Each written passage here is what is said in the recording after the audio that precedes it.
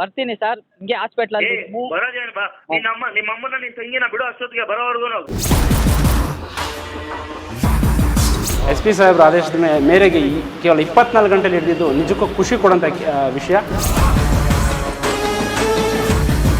Malur police ಅಧಿಕಾರಿಗಳಿಗೆ ಧನ್ಯವಾದ ತಿಳಿಸ್ತಾ ಇದ್ದೇನೆ. ಜಾಸ್ತಿ ನೊಂದಿದ್ದೆ, ಕಾಲು ಬಿದ್ದು ಕ್ಷಮೆ ಕೇಳಿ ನನಗೆ ಸಮಾಧಾನ ಆಯಿತು.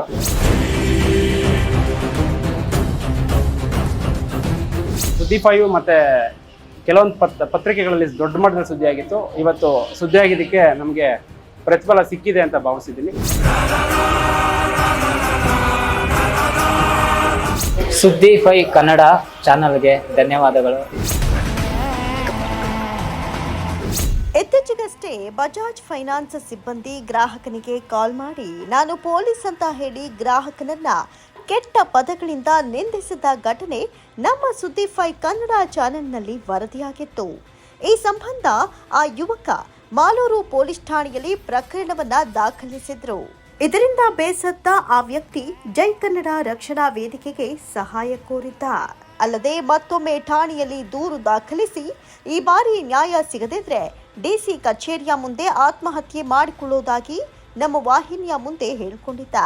ಈ ಸುದ್ದಿ ಕೋಲಾರದಾದ್ಯಂತ ಭಾರೀನೇ ಸದ್ದು ಮಾಡಿತ್ತು.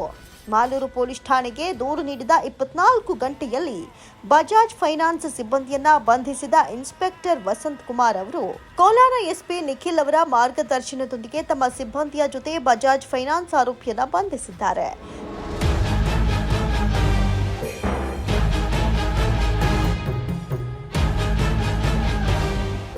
ಜೊತೆಗೆ ನಿಂದನೆ ಮಾಡಿಸಿಕೊಂಡಿದ್ದ ಹರೀಶ್ ಎಂಬ ವ್ಯಕ್ತಿಯ ಕಾಲಿಗೆ ಬಿದ್ದು ಕ್ಷಮೆ ಕೇಳಿಸಿದ್ದಾರೆ.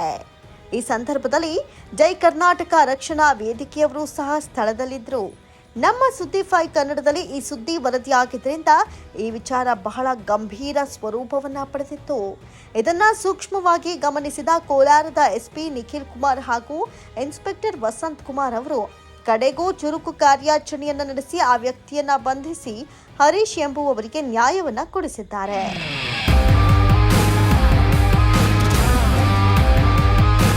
ಇದೇ ಸಂದರ್ಭದಲ್ಲಿ ಮಾತನಾಡಿದ ಜೈ ಕರ್ನಾಟಕ ರಕ್ಷಣಾ ವೇದಿಕೆಯ ಜಿಲ್ಲಾಧ್ಯಕ್ಷ ಚನ್ನಕಲ್ ಗುರೇಶ್ ಅವರು ಬಜಾಜ್ ಫೈನಾನ್ಸ್ನ ಸಿಬ್ಬಂದಿ ಕೋಲಾರದ ಪೊಲೀಸರು ಅಂತ ಹೇಳಿಕೊಂಡು ಹರೀಶ್ ಅವರಿಗೆ ಫೋನ್ ಮಾಡಿ ಕೆಟ್ಟದಾಗಿ ನಿಂದಿಸಿದ್ರು. ಕಡೆಗೆ ನಮ್ಮ ಜೈ ಕರ್ನಾಟಕ ರಕ್ಷಣಾ ವೇದಿಕೆಯವರು ಹರೀಶ್ ಬೆಂಬಲಕ್ಕೆ ನಿಂತಿದ್ದೆವು. ಇದೀಗ ವಿಚಾರ ಸುದ್ದಿ 5 ಕನ್ನಡ ಚಾನೆಲ್ನಲ್ಲಿ ಪ್ರಸಾರವಾಗಿದ್ರಿಂದ ಪೊಲೀಸರು ಅವನನ್ನ ಬಂಧಿಸಿದ್ದಾರೆ. FIR ಕೂಡ ದಾಖಲಿಸಿದ್ದು ಹರೀಶ್ ಕಾಲಿಗೆ ಬಿದ್ದು ಕ್ಷಮೆ ಕೇಳಿಸಿದ್ದಾರೆ. ಹೀಗೆ ಇನ್ನೂ ಹಲವರಿಗೆ ಈ ರೀತಿಯಾಗಿದೆ. ಯಾಕಂದ್ರೆ ಸುದ್ದಿ 5 ಕನ್ನಡದಲ್ಲಿ ಈ ಸುದ್ದಿ ಸದ್ದು ಮಾಡಿದ್ರಿಂದ ನನಗೆ ಹಲವಾರು ಜನ ಫೋನ್ ಮಾಡಿ ನಮಗೂ ಇದೇ ರೀತಿ ಮಾಡಿದ್ದಾರೆ ಬಜಾಜ್ ಫೈನಾನ್ಸ್ನವರು, ದಯವಿಟ್ಟು ನಮಗೂ ನ್ಯಾಯ ಕೊಡಿಸಿ ಅಂತ ಹೇಳ್ತಿದ್ದಾರೆ ಅಂತ ಚನ್ನಕಲ್ ಗುರೇಶ್ ತಿಳಿಸಿದ್ದಾರೆ. ಇಡೀ ರಾಜ್ಯ ಮಟ್ಟದಲ್ಲಿ ಕರ್ನಾಟಕ ರಾಜ್ಯಾದ್ಯಂತ ದೊಡ್ಡ ಮಟ್ಟದಲ್ಲಿ ಸುದ್ದಿ ಆಗಿತ್ತು. ಪ್ರಕರಣ ಬಜಾಜ್ ಫೈನಾನ್ಸ್ ಅವರು ಕೆಟ್ಟದಾಗಿ ನಿಂದಿಸಿ ಒಂದು ಅವಾಚ್ಯ ಶಬ್ದಗಳನ್ನು ನಿಂದಿಸಿದ್ದಾರೆ. ಇವತ್ತು ಕಾನೂನು ರೀತಿಯಲ್ಲಿ ಮಾಲೂರು ಪೊಲೀಸ್ ಠಾಣೆ ಮತ್ತು ಮಾಲೂರು ಪೊಲೀಸ್ ಇಲಾಖೆಯವರು ಜೊತೆಯಲ್ಲಿ ಏನು ನಮ್ಮ ಸುದ್ದಿ 5 ಮತ್ತು ಕೆಲವೊಂದು ಪತ್ರಿಕೆಗಳಲ್ಲಿ ದೊಡ್ಡ ಮಟ್ಟದಲ್ಲಿ ಸುದ್ದಿ ಆಗಿತ್ತು. ಇವತ್ತು ಸುದ್ದಿ ಆಗಿದ್ದಕ್ಕೆ ನಮಗೆ ಪ್ರತಿಫಲ ಸಿಕ್ಕಿದೆ ಅಂತ ಭಾವಿಸಿದ್ದೀನಿ. ನಿಮ್ಮ ಮಾಧ್ಯಮ ಮಿತ್ರರಿಗೆ, ಪತ್ರಿಕಾ ಬಂಧುಗಳಿಗೆ ನಮ್ಮ ಜೈ ಕನ್ನಡ ರಕ್ಷಣಾ ವೇದಿಕೆ ವತಿಯಿಂದ ಹೃದಯ ಧನ್ಯವಾದಗಳನ್ನ ತಿಳಿಸಿದ್ದೀನಿ. ಅವನ್ನ ದೊಡ್ಡ ಕಳ್ಳನ್ನ ಹಿಡಿದು ಇವತ್ತು ಇಡೀ ರಾಜ್ಯಕ್ಕೆ ಒಪ್ಪಿಸಿದ್ದೀರಾ, ಪೊಲೀಸ್ ಇಲಾಖೆಗೆ ಒಪ್ಪಿಸಿದ್ದೀರಾ. ಮತ್ತು ಹರೀಶ್ ಏನು ಹೊಂದಿದ್ದ ಅವನ ಕಾಲಿಗೆ ಬಿದ್ದು ಕ್ಷಮಾಪಣೆ ಕೊಡಿದ್ದಾನೆ. ನಿಜಕ್ಕೂ ನಮ್ಮ ಮಾಲೂರು ಪೊಲೀಸ್ ಠಾಣೆ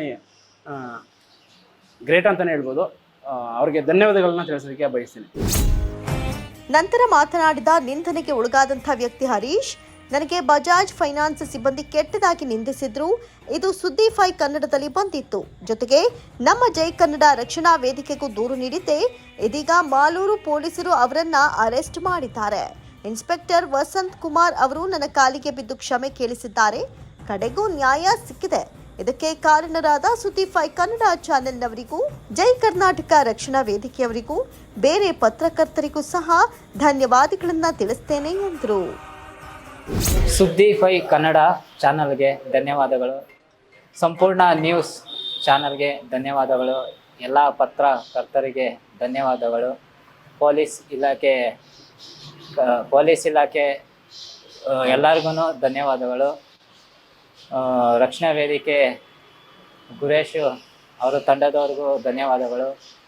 ಮೈಲಂಡಳ್ಳಿ ನನ್ನ ಫ್ರೆಂಡ್ಸು ಎಲ್ಲರಿಗೂ ಧನ್ಯವಾದಗಳು. ನಾನೇನು ನೊಂದಿದ್ನೋ ನಾನು ಎಷ್ಟು ನೊಂದಿದ್ನೋ ನಿನ್ನೆ ಸಂಜೆ 6 ಗಂಟೆಗೆ ಕೆಟ್ಟ ಮಾತುಗಳೆಲ್ಲ ಬೈದಿದ್ನೋ ಅವರು ಪೊಲೀಸ್ ಇಲಾಖೆಯವರು ಕರೆಸಿ ಕ್ಷಮೆ ಕೇಳಿ ಕಾಲಿಗೆಲ್ಲ ಬಿದ್ದು ಕ್ಷಮೆ ಕೇಳಿದ್ದಾನೆ. ಕಾನೂನು ರೀತಿ ಕ್ರಮ ತೆಗೆದುಕೊಂಡು ಎಲ್ಲ ಪೊಲೀಸ್ ಅಧಿಕಾರಿಗಳಿಗೆ, ಮಾಲೂರು ಪೊಲೀಸ್ ಅಧಿಕಾರಿಗಳಿಗೆ ಧನ್ಯವಾದ ತಿಳಿಸ್ತಾ ಇದ್ದೇನೆ. ಜಾಸ್ತಿ ನೊಂದಿದ್ದೆ, ಕಾಲಿಗೆ ಬಿದ್ದು ಕ್ಷಮೆ ಕೇಳಿ ನನಗೆ ಸಮಾಧಾನ ಆಯಿತು.